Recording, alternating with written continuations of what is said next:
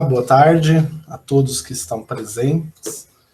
A gente vai hoje tratar uma questão, dando continuidade à nossa aula sobre os três poderes, né? A gente tratou os três poderes, falamos um pouco sobre a Constituição do Congresso, um pouco sobre política brasileira, né?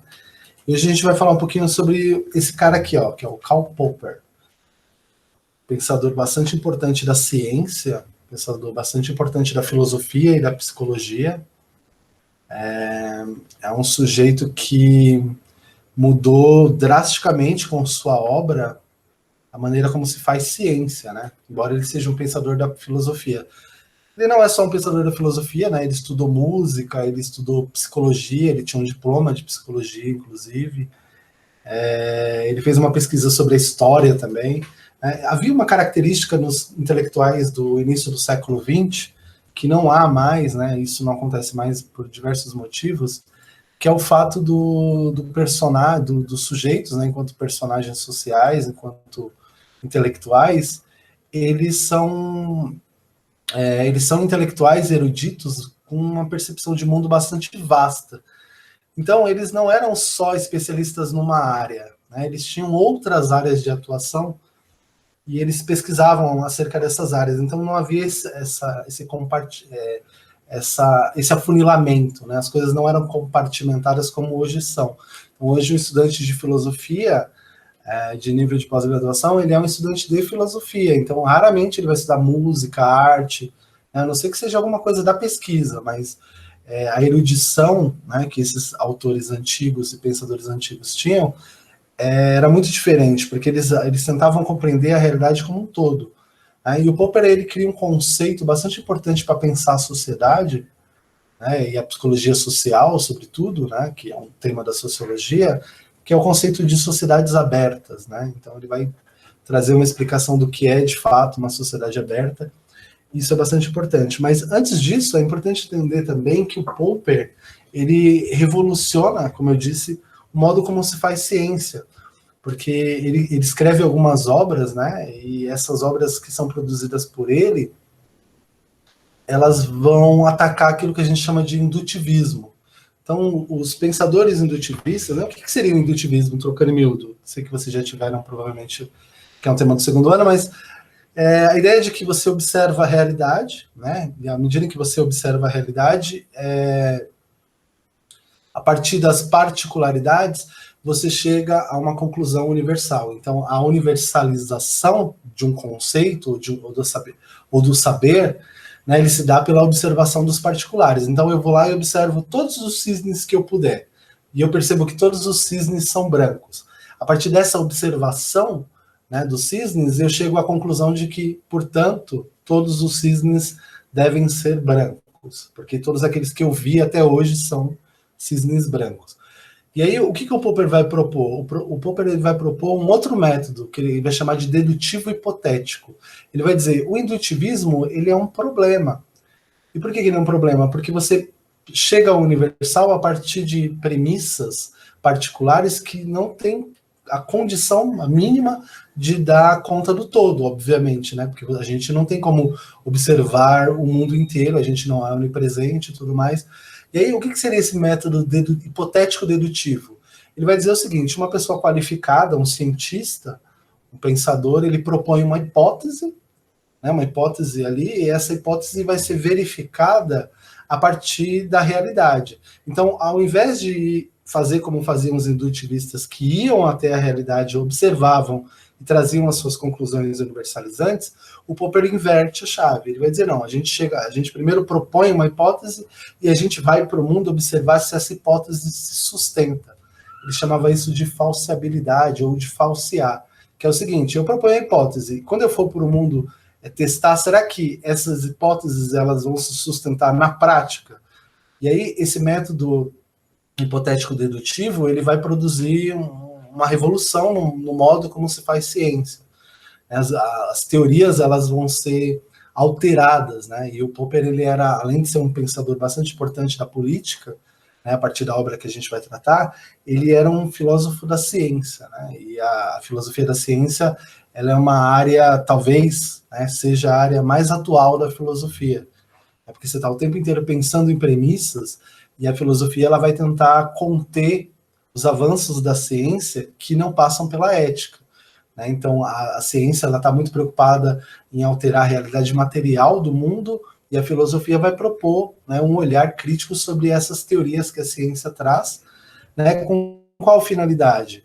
Com a finalidade de verificar se existe alguma moral, se existe alguma ética por detrás dessas ações, né? Então, é bastante importante, a obra do Popper ela é vastíssima, e ela é muito importante porque ela condiciona e delimita o papel da ciência também. Então, quem estuda quem se aprofunda em alguma área da ciência, provavelmente vai passar, quando for estudar filosofia da ciência, provavelmente vai passar pelo Popper. Ele é um autor bastante importante e ele delimita essa concepção de ciência. E aí ele foi uma das vítimas do nazismo, né? Ele teve que fugir para a Inglaterra porque ele é austríaco, o país dele foi invadido. Ele primeiro fugiu para a Inglaterra, depois ele foi morar na Nova Zelândia, foi viver uma vida isolado. No final da vida ele retorna e acaba morrendo na Inglaterra, mas ele passou um tempo bastante interessante na Nova Zelândia, e na Nova Zelândia ele produz a sua obra magna, né, que é a que a gente vai tratar aqui alguns capítulos, alguns trechos dela, que é a Sociedade Aberta e Seus Inimigos. Então o Popper ele escreve essa obra, né, pensando politicamente, e ele aplica, de certo modo, esse seu método dedutivista, hipotético-dedutivista, à sociologia. Ele vai mudar e alterar as condições de análise de das sociedades, né, que também eram análises, embora historicistas, né, eram análises indutivas, e, de certo modo, ele vai propor uma análise do que é uma sociedade aberta. Lembrando, o Popper ele é um autor que vai vai produzir uma obra que tem como finalidade a tolerância, né, promover a tolerância, promover a liberdade, e mais do que isso, mais do que promover a tolerância e promover a liberdade, extirpar a fome do mundo. Então ele estava pensando numa sociedade onde não houvesse fome, onde não houvesse intolerância, e aí ele vai fazer uma crítica mordaz e duríssima a alguns autores, incluindo aí Platão, sobretudo Platão, Hegel e Karl Marx. Então o Popper ele não é tão bem-vindo assim pela academia, né? Alguns autores, alguns pensadores não gostam muito do Popper, porque ele faz uma crítica mordaz, uma crítica duríssima ao Karl Marx, né? E geralmente quem de algum modo acredita que as teses do Karl Marx elas são válidas, se incomoda com essa leitura do Popper. Qual dos dois está certo? É difícil dizer, porque cada um está fazendo uma leitura, cada um faz uma leitura de mundo, e as suas leituras de mundo são muito bem sustentadas e muito bem arquitetadas, né? Então essa é a obra que eu vou tentar discutir com vocês aqui. Essa é uma obra vastíssima, acho que são 3 volumes nessa edição, e na edição portuguesa são 2 volumes, é um livro extremamente caro. A gente está sem edição brasileira, então só PDF, né? A gente está vivendo de PDF porque comprar aí a série dos 2 portugueses ou dos 3 no sebo sai quase R$400, né? Então eu trouxe alguns recortes aqui de um artigo popperiano, alguns trechos do próprio Popper também, tá? Então ele vai dizer, os 2 autores aí que são comentadores, tá? E é interessante vocês entenderem isso, porque esses dias eu falei, mas eles são comentadores. Aí o menino mandou uma mensagem, professor, não são comentaristas, né?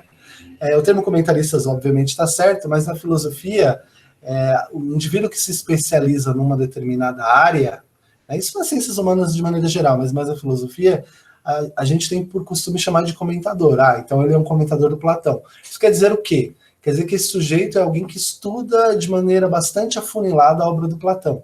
Ele é um comentador do Marx, quer dizer que ele é alguém que está problematizando e pesquisando aquela obra. Tá? Então, os 2 autores aqui, eles são comentadores do Popper, e o Popper vai pensar numa sociedade aberta, né? E o que seria essa sociedade aberta? Então eles vão dizer o seguinte: o conceito de sociedade aberta é certamente polissêmico, mas foi Karl Popper quem lhe deu o sentido hoje mais conhecido, associando a construção, a preservação e a expansão das instituições que integram a democracia representativa do tipo liberal. É um pouco do que a gente estudou na aula anterior, né? As instituições que preservam, que protegem as sociedade como um todo, que protegem as minorias, que protegem os grupos sociais. Então, de um modo ou de outro, né, as pessoas elas são protegidas por instituições, né? Não dá para você se proteger de uma grande maioria. Então o Popper ele vai pensar no mundo liberal, mas diferente de um Hayek da vida, de um Mises, ele vai pensar num mundo liberal que não tem a economia como pressuposto principal. Para o Popper, a política ela está acima da economia, porque a política pressupõe uma racionalidade que a economia não pode ter. Né? Então, esses movimentos liberais modernos, né, que a gente tem visto no Brasil, eles passam batido pelo Popper porque o Popper faz uma crítica duríssima a essa ideia da mão invisível do Estado, de um Estado que se autorregula. O Popper vai dizer o seguinte: não tem como dizer que o Estado se autorregula, porque nunca houve na história, né, na história do capitalismo recente, um Estado que não tivesse instituições políticas. Então, essa ideia de um mundo anarcocapitalista, ou essa ideia de uma anarquia sem governo, ela é puramente utópica, porque ela nunca aconteceu. Então, não dá para você tirar conclusões certeiras de algo que jamais aconteceu. Não tem como você observar, propor uma hipótese e observar no mundo real, porque o mundo real não tem um exemplar disso. Então ele vai fazer uma crítica, embora ele seja um liberal, né, ele vai fazer uma crítica a esse liberalismo econômico, né, que é esse liberalismo econômico que a gente vê na televisão no Brasil nos últimos dias, né? O MBL, esses grupos mais liberais que seguem uma cartilha mais do Hayek, que foi um amigo do Popper, e do Mises, esses autores que tomam uma noção mais economicista, eles, embora fossem respeitados pelo Popper, eles não foram seguidos à risca, porque o Popper acreditava que a política cumpria um papel importante na economia, tá? Então ele vai tomar esse termo emprestado. É importante que vocês entendam que o termo sociedade aberta ele aparece, vai e volta historicamente durante vários momentos, mas é o Popper que vai usar esse termo no seu sentido mais pleno. Né? Ele vai sociologizar o termo e ele vai dar condições de uma psicologia de massas para pensar o termo como do que seria, né, de fato, uma sociedade aberta. Tá? Então aqui, continuando, os comentadores vão dizer o seguinte: Popper abre sua obra magna afirmando a existência de uma tensão no surgimento da civilização ocidental que remonta aos gregos da antiguidade. Essa tensão levou à divisão da civilização grega entre uma sociedade fechada ou detida e uma sociedade aberta. Aqui começa-se a problematizar o que de fato é uma sociedade fechada e o que de fato é uma sociedade aberta. O Popper vai pensar o seguinte, que uma sociedade tribal, uma sociedade em que os sujeitos são parecidos, né, em que os sujeitos são iguais, essa sociedade ela tende a ser uma sociedade fechada. Então, toda sociedade que tem algum quê tribal, ela é uma sociedade fechada, e ela é fechada por quê? Porque ela não aceita o diferente. De certo modo, o diferente não é visto com bons olhos, porque o diferente desvirtua o sentido para o qual essa sociedade foi criada ou para o qual essa sociedade caminha. Então, uma sociedade tribal ela é uma sociedade fechada. O que seria uma sociedade aberta? Uma sociedade aberta seria uma sociedade que acolhe as diferenças e que usa essas diferenças em prol de si mesma. Então, é uma sociedade ampla. Para o Popper, essa sociedade aberta, ela só vai acontecer dentro de um contexto de uma política representativa, que é essa política que a gente vivencia, né, em que a gente tem as instituições e que a gente escolhe os políticos, escolhe as pessoas que vão representar as nossas vontades, né, e essas instituições elas vão segurar, né, os desejos e os ímpetos. Então, num primeiro momento, aqui fazendo um resumo breve, sociedade fechada, sociedade mais tribal, em que as pessoas têm a crença, né, de que a história está caminhando numa certa direção. Uma sociedade aberta é uma sociedade que acolhe. Até aqui está tudo tranquilo, senhores? Vocês estão me ouvindo? Sim, dá para escutar. Será que não?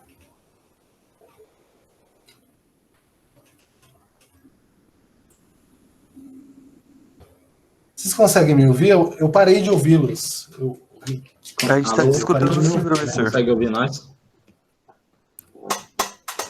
Tá escutando a gente? Alguém manda no chat aí, não sei. Oi?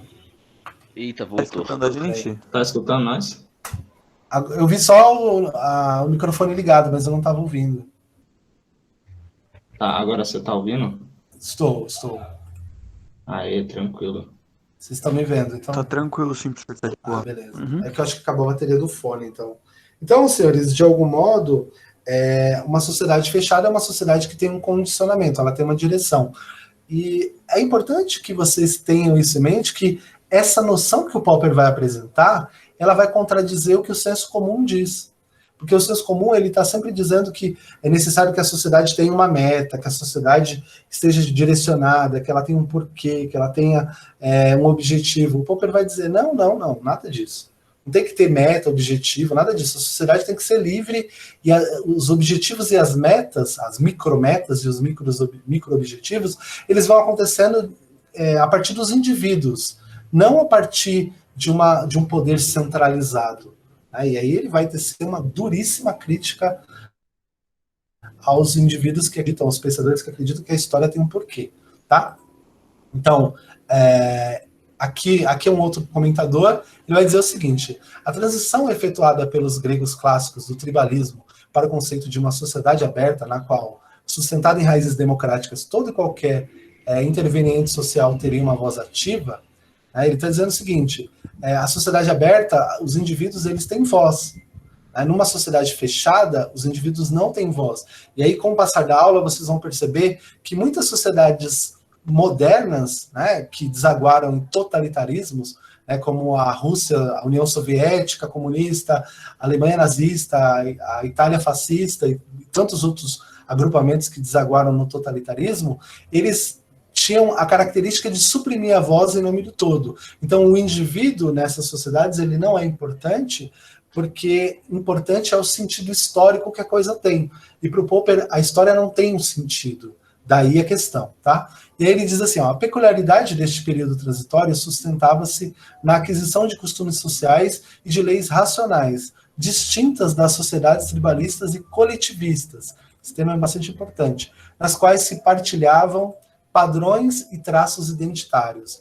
As relações interpessoais seriam, assim, menos consanguíneas e mais promovidas pelo compromisso democrático e social, no qual todos interagem com todos, com um certo grau de independência. Então, ele está dizendo o seguinte, o sujeito não pode ser esvaziado de si mesmo porque ele tem que cumprir uma função. É um pouco daquela ideia da massa e do enxame. Aqui seria uma crítica à massa. Para ele, não existe conceito de enxame para ele aqui, mas aqui seria uma crítica à massa, porque à medida em que a massa se esvazia, o sujeito se esvazia na massa para que a massa exista, ele vai dizer o seguinte: a tendência é que essa massa seja cooptada por algum governo totalitário e esse sujeito se torne massa de manobra. Então ele vai fazer a promoção do indivíduo, ele vai dizer o indivíduo é muito mais importante do que o grupo social. Embora o grupo social sirva para ele, como indivíduo, para ele agir racionalmente. Então, existe um porquê. E aí o Brandão diz assim ainda, o conceito de sociedade aberta apresentado por Popper na obra A Sociedade Aberta e Seus Inimigos concerne mais a um caminho epistemológico que político, no sentido em que o conhecimento é aprendido e partilhado numa sociedade ampla e interligada, tanto o conhecimento moral como científico ou artístico. Eu não sei se vocês lembram de uma aula que a gente teve no começo do ano, que era uma aula do Durkheim, que a gente falou da solidariedade mecânica, da solidariedade orgânica, e a solidariedade orgânica ela estava ligada numa teia de relações em que a sociedade era um organismo vivo e que as pessoas cumpriam funções sociais não determinadas. As pessoas, por conta própria, faziam escolhas, daquilo que elas fariam. Isso está muito ligado a essa ideia do Popper, de que o conhecimento precisa ser partilhado para que a sociedade possa evoluir, mas não há um sentido histórico nesse partilhamento do conhecimento. Daí a necessidade de pensar numa sociedade aberta. As pessoas devem ter a liberdade de pensar e agir como elas bem entenderem, desde que esse pensamento e essa ação não prejudique o agrupamento, o grupo social. Quer dizer, a história não precisa ter um sentido, as pessoas não precisam ter metas estabelecidas e pré-definidas para que elas possam agir, desde que a ação do sujeito ela seja racional e autônoma. Ele está pressupondo que o sujeito que vive numa sociedade aberta é alguém que sabe os seus próprios limites, e sabe também os limites que a sociedade que o acolhe tem, tá? E aí ele vai dizer, o Brandão vai continuar e vai dizer o seguinte: é com base nisso que condena as ciências sociais por desconhecer o teor do fascismo e do comunismo, apontando que o totalitarismo forçava o conhecimento a remeter-se às matrizes ideológicas, tornando o pensamento crítico nulo e, por si só, a neutralização daquilo de que daquilo que de novo poderia surgir e que poderia ser dissonante das suas doutrinas. É basicamente o seguinte: essa crítica do Popper, ela está presente, a gente pode pensar no Admirável Mundo Novo também, né, no último momento da aula, em que o Mustafa Monge, ele barra um artigo de biologia, porque o artigo contradizia o que a sociedade dizia. Né? Então, a noção de um poder centralizado político, ele é muito poderoso exatamente por isso, porque você começa a oprimir a ciência politicamente. E o Popper está dizendo o seguinte: a política é mais importante que a economia, mas ela é importante à medida em que ela tem freios, né? Ela não pode suprimir os indivíduos. Tem um outro pensador chamado Eric Voegelin, que é um pensador bastante importante também, que ele vai dizer o seguinte: as ideologias políticas, elas suprimem a liberdade individual. Então, vocês provavelmente já devem ter ouvido muito o termo pensamento crítico.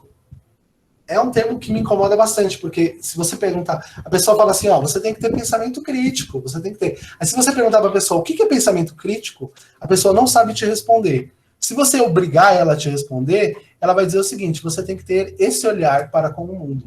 E ela vai te oferecer uma lente a partir da qual você precisa enxergar o mundo. Isso não é ter pensamento crítico, muito pelo contrário. Né? Isso é estar submetido a uma matriz ideológica, a algum tipo de doutrinação, porque o pensamento crítico ele deve nascer da sua própria escolha em agir, sem que os moldes sejam definidos por outrem. Então, se outra pessoa está definindo o modo como você tem que ser crítico, não há aí crítica alguma.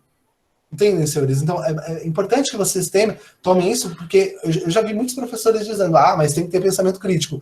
Eu engulo seco quando eu ouço alguém dizendo, porque o que é o pensamento crítico? Quem define o que é o crítico e o que é o pensamento? Né? Porque as pessoas falam que tem que ter pensamento crítico, como se ter pensamento crítico fosse ser cri-cri. Mas não é bem isso, né? Ter pensamento crítico é você, de maneira autônoma e racional, fazer as suas próprias escolhas, calculando o contexto no qual você está e os seus próprios desejos. Né? Não pegar a lente de outra pessoa e começar a enxergar o mundo a partir da lente de outra pessoa e falar, agora eu sou crítico. Você é crítico com relação ao mundo, mas você não é crítico com relação àquela pessoa que está determinando o modo como você vê. Logo, você não é crítico. Né? Tem uma frase do Chesterton, que é um autor que eu gosto muito, que é bastante irônica, mas bastante interessante. Ele diz assim: a educação serve para a gente deixar de ouvir as pessoas que são educadas.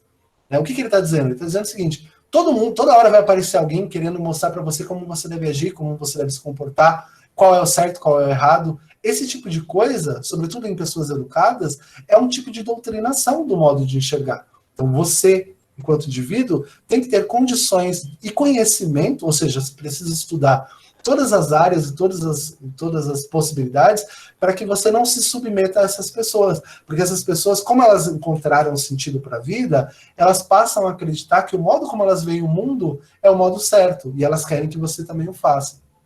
Então, numa certa medida, ter pensamento crítico não é ser do contra, mas também não é aderir a um modo de enxergar de outra pessoa sem passar pelo seu crivo, sem que você mesmo pense, tá? Então, é necessário tomar essa percepção, porque a ideia do Popper aqui é a seguinte: ele está dizendo o seguinte: as ciências humanas, as ciências sociais, as ciências humanas, elas têm um pensamento crítico com relação ao seguinte. Então, ou você... Se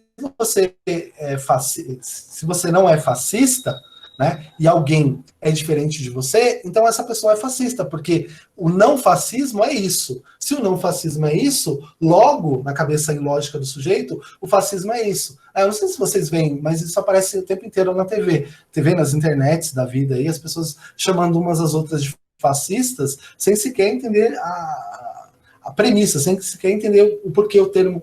Como o termo se constitui e o que é o termo. Isso é consequência, senhores, dessa noção de massa, de agrupamento, de pensar coletivamente. O Gabriel Cerqueira pensa diferente de mim.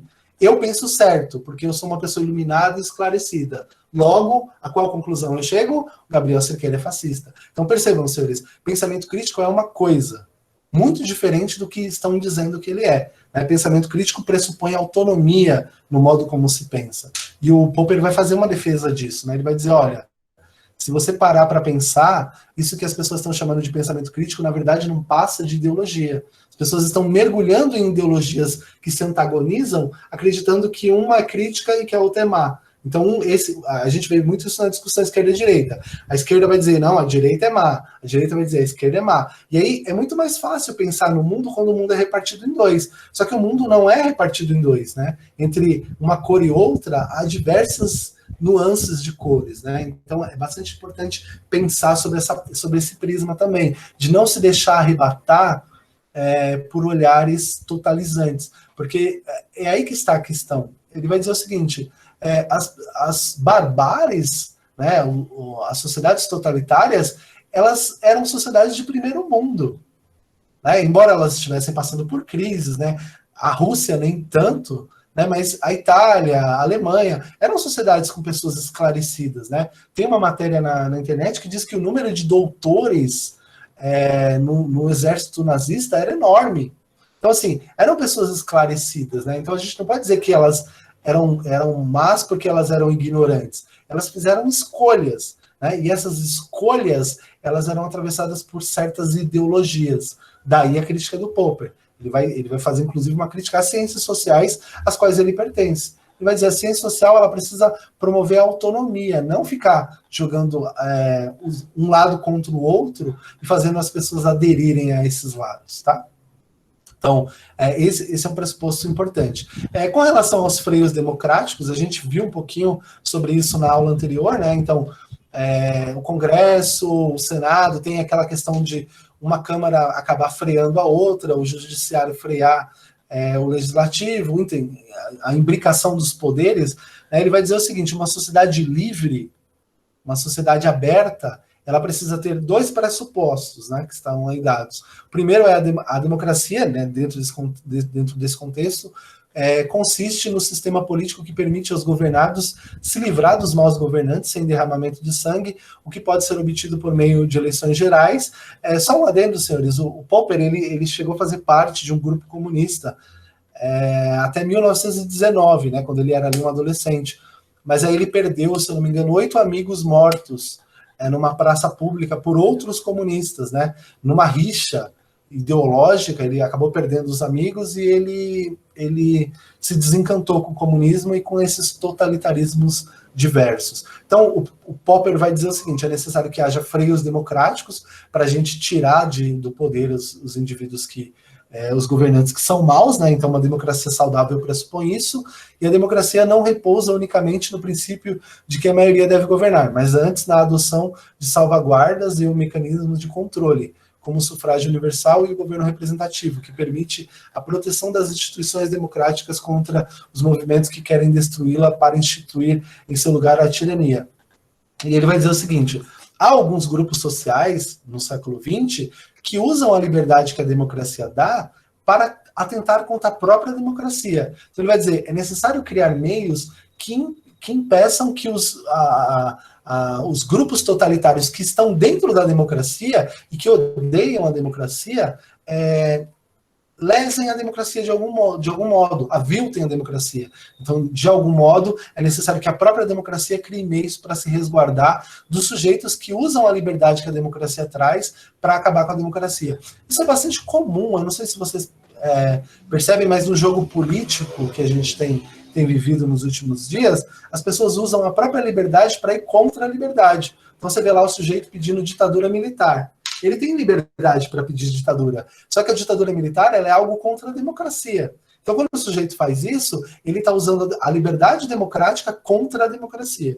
Então, para o Popper, isso é um problema. Né? É você desvirtuar o sentido de liberdade. Tá? O Popper, aí, dando continuidade aqui, Popper salienta que não importa saber quem vai governar, se os trabalhadores, os membros da classe média ou ainda os industriais. Argumenta que essa preocupação sempre esteve no centro de doutrinas coletivistas. Então, as doutrinas coletivistas aí são aquelas doutrinas que se preocupam com quem vai governar, quem vai estar no poder, se quem está no poder é um grande líder, Para o Popper isso não tem nenhum tipo de importância.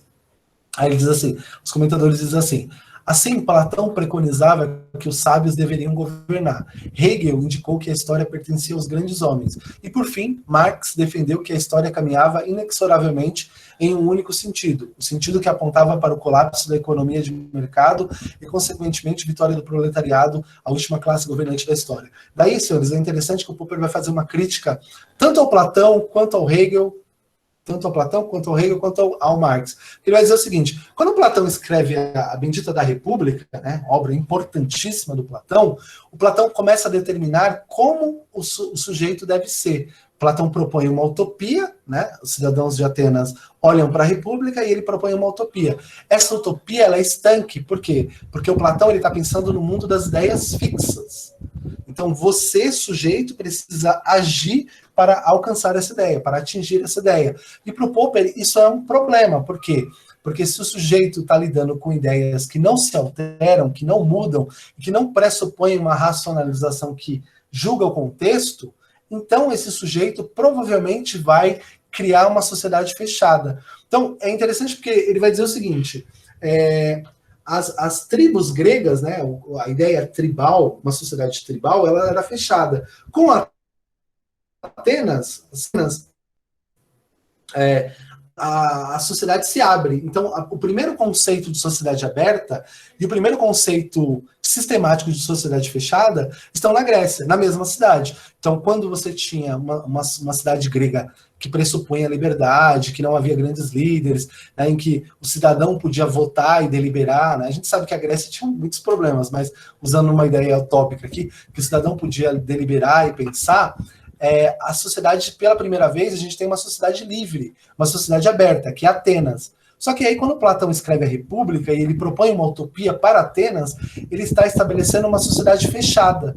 E ele vai dizer um negócio muito interessante, ele vai dizer, o Platão fechou a noção de sociedade e do Platão a gente tem outros pensadores que vão pensar como Platão em sociedades fechadas também, que são o Hegel, que vai dizer que a história está caminhando em direção ao absoluto e que apenas os grandes homens poderão dar conta de entender essa realidade histórica, e o Marx, que vai acreditar que tudo está caminhando para o Marx, né? O Marx ele faz uma crítica ao historicismo do Marx, que acredita que a sociedade está caminhando numa direção que vai conduzir o capitalismo ao seu colapso e que vai perpetuar aquilo que seria uma ditadura do proletariado, né? As vontades da massa vão determinar o modo como se vive. E ele vai dizer o seguinte, se a utopia do Platão der certo, se a utopia do Hegel der certo, ou se a utopia do Karl Marx der certo, nós não teremos sociedades abertas, nós teremos sociedades fechadas.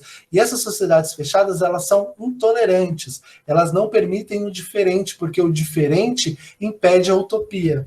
Então, o que isso quer dizer? Quer dizer que a utopia proposta por Marx, a utopia proposta por Platão e a noção utópica proposta por Hegel, ela fecha a sociedade, então ela é má. Por quê? Porque se você tentar aplicar esses processos políticos, você vai ter sociedades que não toleram o diferente. Né? E aí a gente tem, vou usar o exemplo último aqui, né? A sociedade russa, a sociedade soviética, né? Que pegou os conceitos marxistas e aplicou, né, dentro de um contexto bolchevique, stalinista, enfim, e que fez com que a União Soviética se tornasse uma sociedade fechada, né, que matou muita gente, que produziu a barbárie, a mesma coisa com Hitler, a mesma coisa com Mussolini, ou seja, é meio maluco o que ele está dizendo, mas ele está dizendo de maneira, trocando em miúdos, ele está dizendo o seguinte, se você propor um mundo ideal para essa sociedade, a tendência é que essa sociedade piore. Então, se você tem um horizonte para essa sociedade bom, isso é muito incrível, né, e complexo, se você tem um horizonte bom para essa sociedade, você vai colher uma sociedade má e intolerante. Isso é muito complexo, né? Ele diz, tem uma frase dele que é bastante conhecida, que ele diz, todas as tentativas de instaurar o céu na Terra resultaram no inferno. Por quê? Porque quando você estabelece uma utopia, você começa a determinar como as pessoas precisam agir dentro daquela sociedade. Logo, todo e qualquer resquício de liberdade que aquelas pessoas poderiam ter é extirpado em prol de um ideal maior. Então percebam, senhores, o Popper está fazendo uma crítica duríssima à noção coletivista, porque ele está dizendo, primeiro são as sociedades tribais, depois esse tribalismo rudimentar das sociedades ainda rudimentares, ele vai desaguar em sociedades modernas que são coletivistas, né? Então esse coletivismo que coloca lá o ariano, o alemão, né, como um cidadão perfeito numa sociedade ariana, que coloca o comunista como alguém superior ao burguês, ou qualquer outro tipo de sociedade que coletiviza o homem e que esvazia o homem dentro do todo, ele vai dizer o seguinte, se o homem... O que vai acontecer quando esses homens se negarem a se esvaziar? Então, numa sociedade coletivista em que o homem vai dizer o seguinte, eu não estou nem aí para o futuro, eu não estou nem aí para qual é a direção que a história está tomando. Eu quero fazer o que eu quero e continuar com a minha vida. Qual é o caminho que esse homem vai seguir? O que vai acontecer com esse homem? Violência e derramamento de sangue, que é exatamente o que aconteceu, né? Se a gente for pensar na dura crítica que o Popper faz ao socialismo soviético. Quer dizer, os sujeitos que não se enquadravam à noção stalinista eram mortos no paredão como traidores. Então, o sujeito era morto pelo crime de opinião. E por que ele era morto? Porque ele não quis se adequar à utopia, ele não quis se adequar ao sentido que a história pressupunha naquele momento. Então ele vai dizer, isso é uma sociedade fechada, isso é barbárie.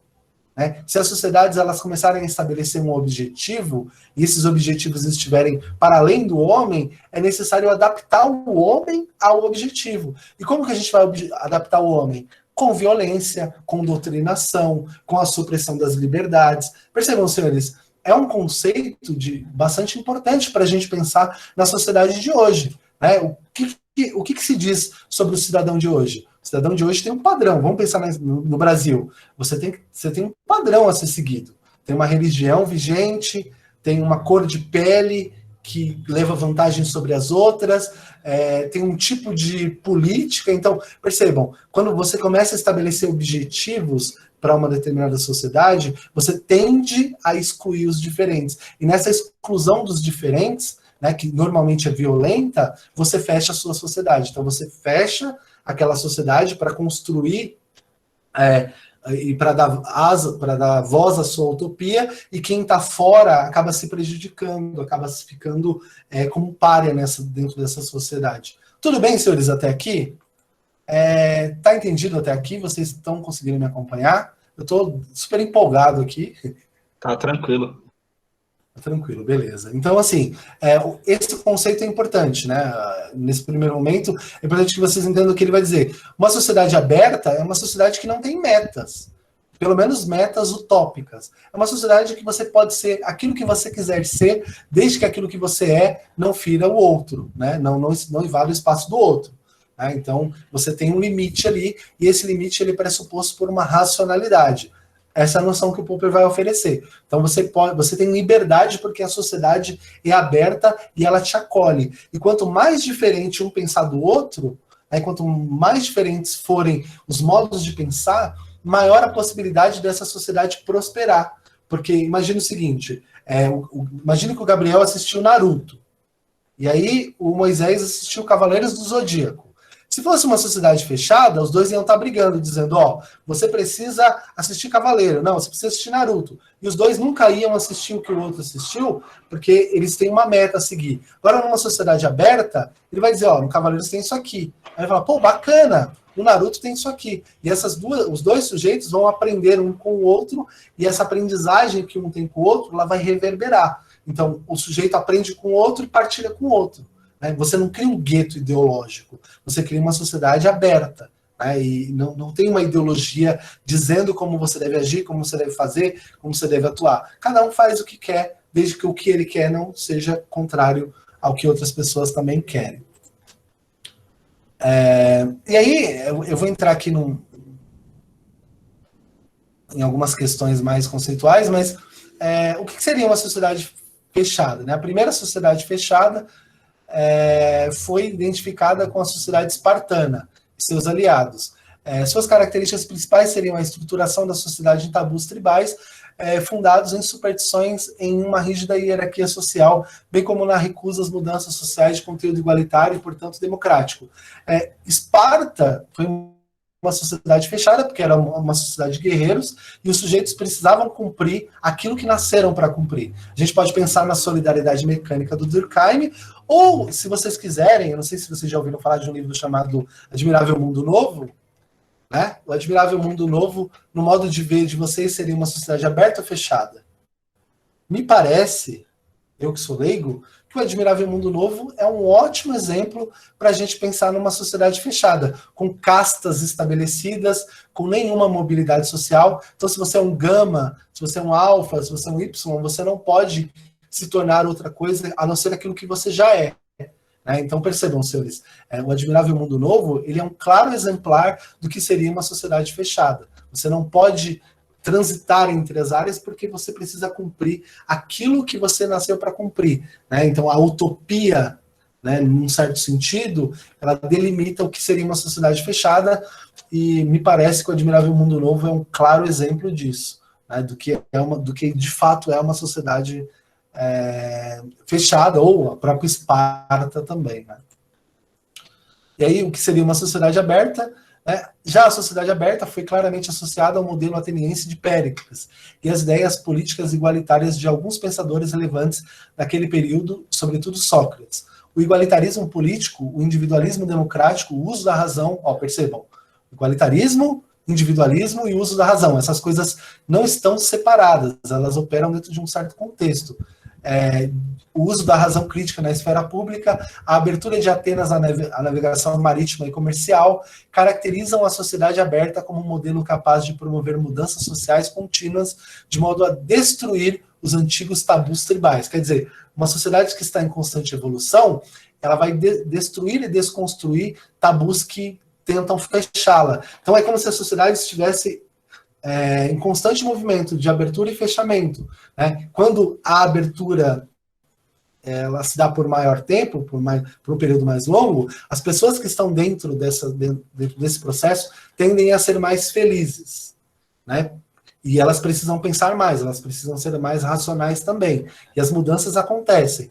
Quando você está no período fechado, as pessoas tendem a ser mais obedientes. E as mudanças elas são impedidas, elas não acontecem. E aí a gente tem o exemplo da República de Platão.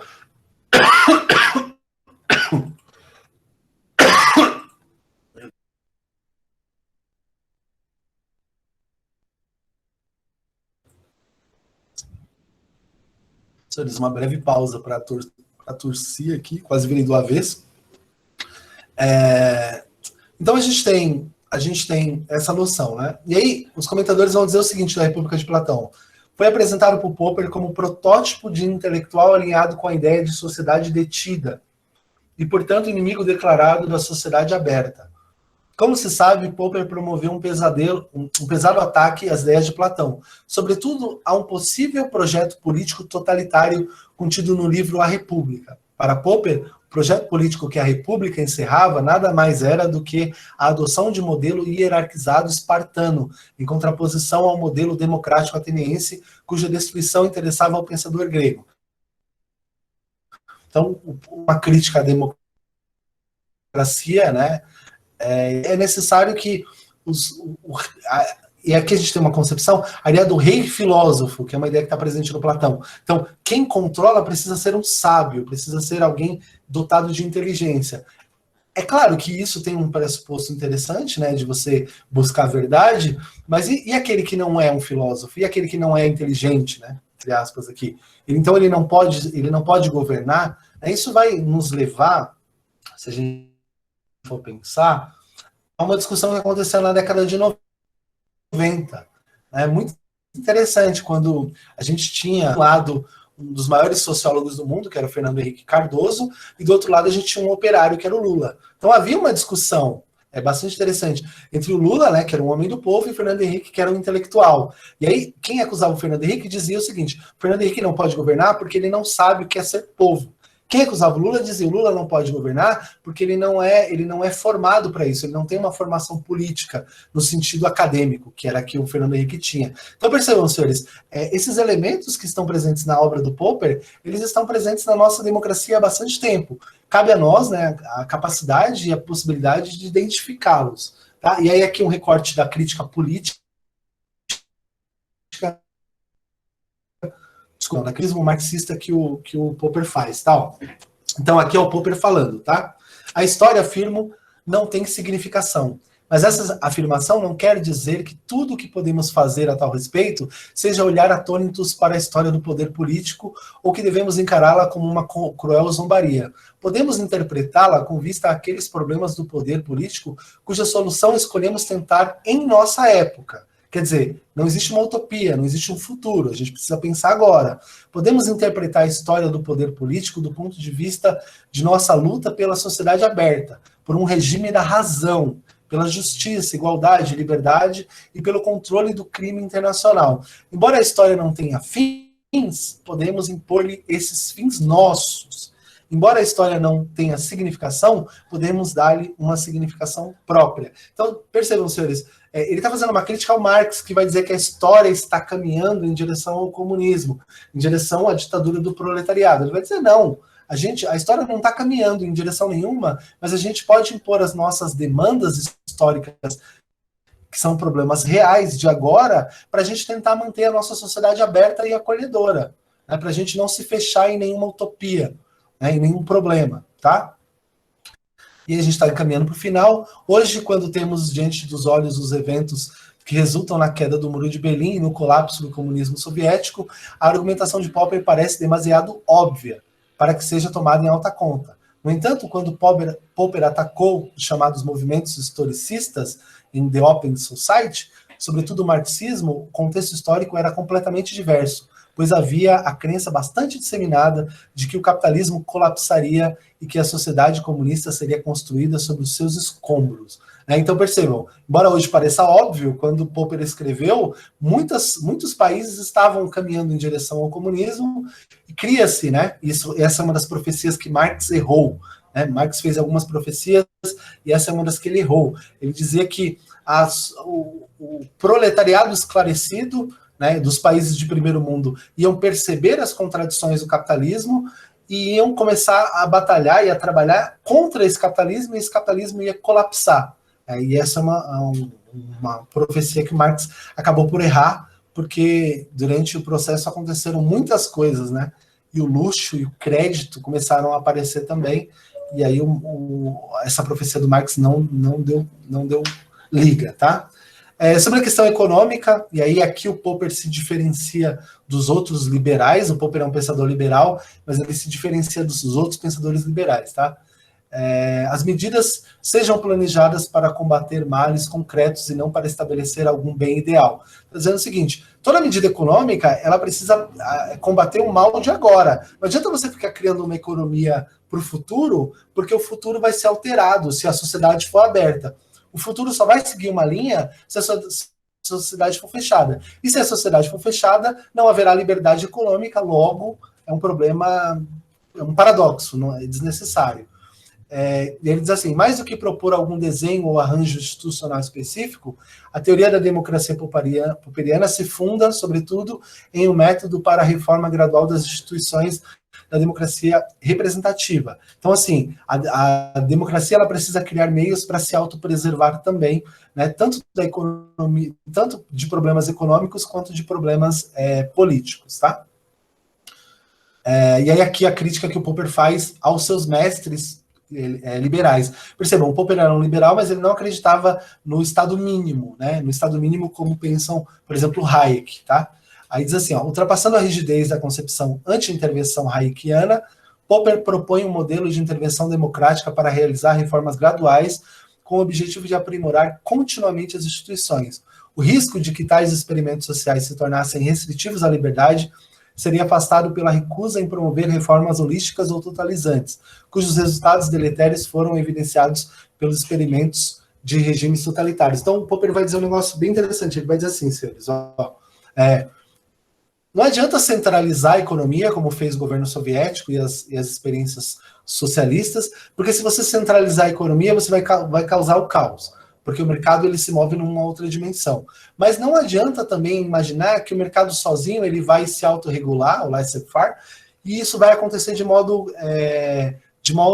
racional, porque o mercado ele não é racional, ele não é puramente racional, e a gente não pode propor essa hipótese, como eu disse no começo da aula, porque nunca aconteceu de haver um mercado sem Estado.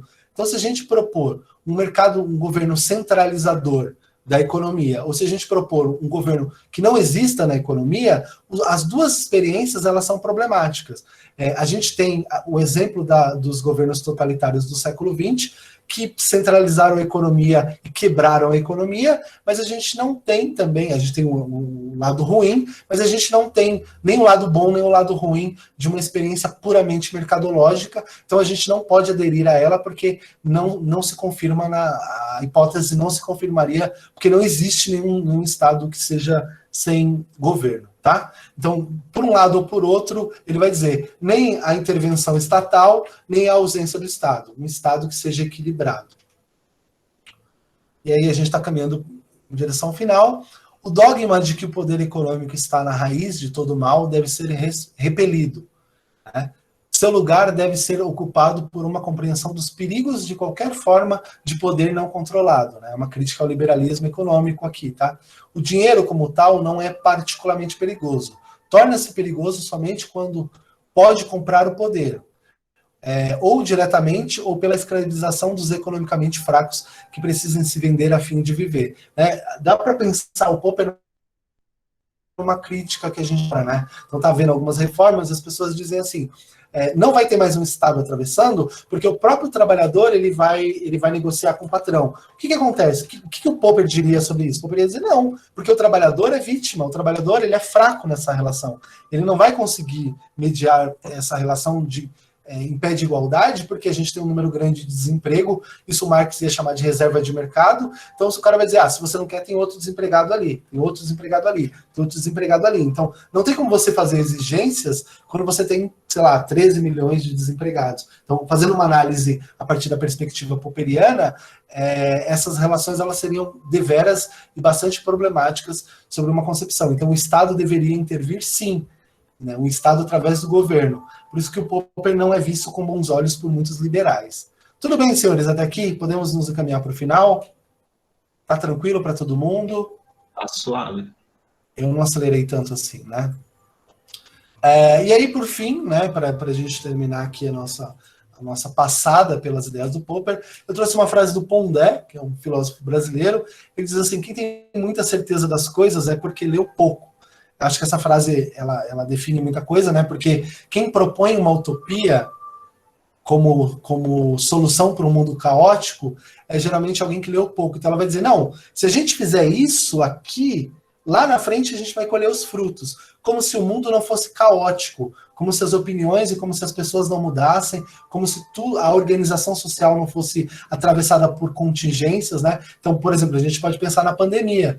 Há um ano atrás a gente jamais imaginou que hoje a gente estaria tendo aula online, que a gente estaria em casa e que estaria morrendo um monte de gente, que o vírus iria aparecer. Então, não tem como eu objetivar um futuro, sendo que a realidade ela está em constante mudança. Então, quando o sujeito fala, se você fizer isso aqui, isso aqui, isso aqui, você vai chegar lá, esse sujeito provavelmente não entende a dinâmica da sociedade e ele não entende que as coisas estão em constante mudanças e que determinar a vida de uma pessoa agora em prol de um futuro hipotético é um grande perigo, né? Porque se esse futuro não acontecer, o que a gente vai fazer com essas pessoas que passaram a vida inteira em prol desse futuro? Então, é importante, o Popper vai propor uma ideia do realismo, do racionalismo. Vamos olhar para o futuro, sim, mas primeiro vamos olhar para o real, para o presente, porque o presente acaba por ser mais importante do que o futuro, porque o presente é o lugar onde nós estamos, o futuro é o lugar que ainda não chegou, tá? Então, em certa medida, para que a sociedade permaneça aberta,